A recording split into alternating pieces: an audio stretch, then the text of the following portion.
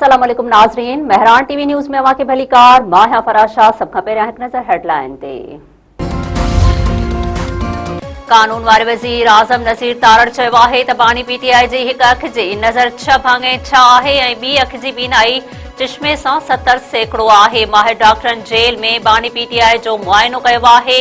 शेखुपुरा में वकीलनि खे ख़िताब कंदे आज़म नज़ीर तारड़ चयो आहे त मुल्क में माशी ऐं सियासी इस्तेहकाम जी ज़रूरत आहे। केपीके हुकूमत आइन जे ख़िलाफ़ कम कंदी त वफ़ाक़ एक्शन खणंदो। माहिर डॉक्टरनि जी टीम पारां जेल में बानी पीटीआई जो तफ़सीली मुआइनो। अखियुनि जे माहिर डॉक्टरनि जी अपोज़िशन अॻुवाणनि ऐं बानी पीटीआई जे ज़ाती डॉक्टरनि खे ब्रीफिंग। डॉक्टर जो चवणु आहे त बानी पीटीआई जी नज़र में वाज़े बहितरी आई आहे। तिबी टीम पारां जारी इलाज ते बि मुकमल इत्मीनान जो इज़हार। तहरीक इंसाफ़ केपीके हाउस आॾो धरणो ख़त्म करे छॾियो। पार्लियामेंट लॉजिस में बि क़ौमी असेंबली मेंबरनि ऐं सेनेटरनि जो धरणो ख़त्म। पार्लियामेंट हाउस आॾो पीटीआई ऐं अपोज़िशन जो धरणो चोथे ॾींहुं बि जारी। महमूद खान उचकसई, अलामा राजा नासिर अब्बास, असद कैसर ऐं ॿिया शरीक। अपोज़िशन लीडर महमूद खान उचकसई पार्लियामेंटरनि जो इजलास सॾाए वरितो। क़ौमी असेंबली मेंबरनि ऐं सेनेटरनि सां एहतजाज बाबति मुशावरत कई वेंदी। नाणे वारे वज़ीर मोहम्मद औरंगज़ेब चयो आहे त माशी अंग अखर मुसबित रुझान ज़ाहिर करे रहिया आहिनि। हर शोबे में शफ़ाफ़ियत खे यकीनी बणायो पियो वञे। सरकारी इदारनि में बहितरी आणणु लाज़मी आहे। 3 सालनि में खसारो घटि थियो आहे। इस्लामाबाद में ख़ुसूसी ॻाल्हि ॿोल कंदे नाणे वारे वज़ीर वधीक चयो आहे त मुख़्तलिफ़ शोबनि में सुधारा मुतारिफ़ कराए रहिया आहियूं। कुझु कंपनियुनि जे मुनाफ़े में घटाई थी आहे। मुसलसिल खसारे जो शिकार इदारनि खे बंदि करे रहिया आहियूं। छा गुल प्लाज़ा के बाहि वक़्तु एम्बुलेंसूं मौजूदु हुयूं? कहिड़ी शइ सां बाहि विसाई पई वई? इमारत जा दरवाज़ा खुलियल हुया या बंदि? गुल प्लाज़ा साने जे जुडिशनल कमीशन जा फोतियुनि जा वारसनि सां मुलाक़ात में सवाल। वारसनि बयान ॾींदे ॿुधायो आहे त फायर ब्रिगेड ऐं रेस्क्यू अमलो मौक़े ते मौजूदु हुयो, पर पाणीअ जी खोट हुई। 2 कलाकनि खां पोइ टैंकर आयो। रेस्क्यू ऑपरेशन सुबुह जे वक़्तु शुरू कयो वियो। राति जो रेस्क्यू ऑपरेशन शुरू कयो वञे हा त केतिरियूं ई जानियूं बची वञनि हा। वारसनि वधीक ॿुधायो आहे त पाणी हो या केमिकल, पर बाहि न पिए विसामे। केरु अंदरि न पिए वियो। बाहि ते ज़ाब्तो आयो त इमारत किरण शुरू थी वई। गुल प्लाज़ा एसोसिएशन जे सदर ॿुधायो आहे त इमारत जा दरवाज़ा खुलियल हुया। लॻे थो बाहि हादसो नाहे। हुकूमत खां सिर्फ़ इंसाफ़ चाहियूं था।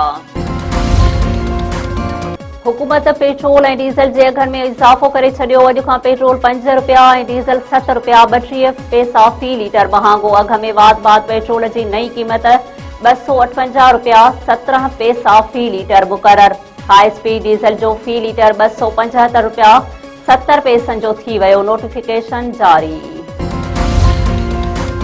अमेरिका ईरान ॻाल्हियुनि जो ॿियो दौर सुभाणे स्विट्ज़रलैंड में थींदो। अमेरिका जो ख़ुसूसी नुमाइंदो स्टीव विटकोफ ऐं ट्रंप जो नाठी डायरेक्टर जेनवार रवाना। अमेरिका जे परॾेही वज़ीर मार्को रूबियो चयो आहे त अॼु ताईं ईरान सां केरु बि कामयाब डील नाहे करे सघियो। उन बावजूद असां कोशिश करे रहिया आहियूं।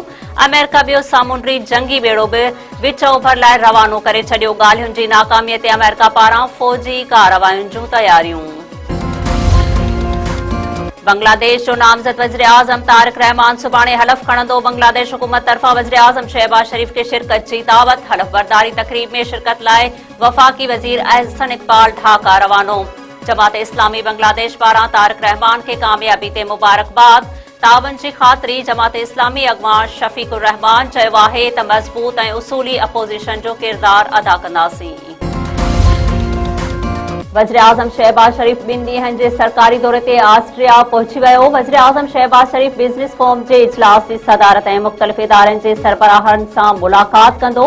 परॾेही तर्जुमान जो चवणु आहे त वज़ीर आज़म ऑस्ट्रिया जे चांसलर जी दावत ते दौरो करे रहियो आहे। पाकिस्तान ऐं ऑस्ट्रिया जा लाॻापा गॾियल ताउन ते ॿधल आहिनि।